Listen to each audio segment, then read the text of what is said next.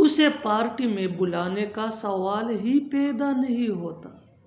इस इम्तिहान में नकल करने का सवाल ही पैदा नहीं होता। अब बोलने का सवाल ही पैदा नहीं होता। अब वहाँ जाने का सवाल ही पैदा नहीं होता। इन जुमलों में हम बोल रहे हैं सवाल ही पैदा नहीं होता।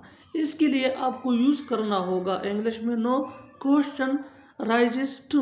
आइए कंप्लीट स्ट्रक्चर समझते हैं। After learning this advance English sentence structure you will be able to speak such a sentences in your everyday conversation. So watch this video till to end. Have a look complete structure. No question arises to plus V1 in the first form of verb plus other words. आगे detail से समझाता हूँ मिसालों से। Let's see some example for better understanding.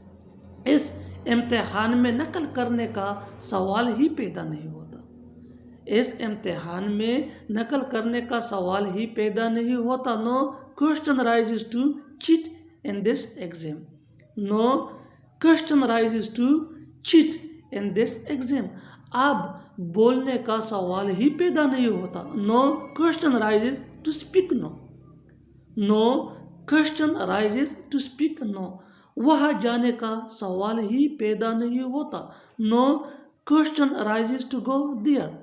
No question rises to go there. और आखिर में ये sentence आपके लिए कमेंट सेक्शन में इसका जवाब जरूर।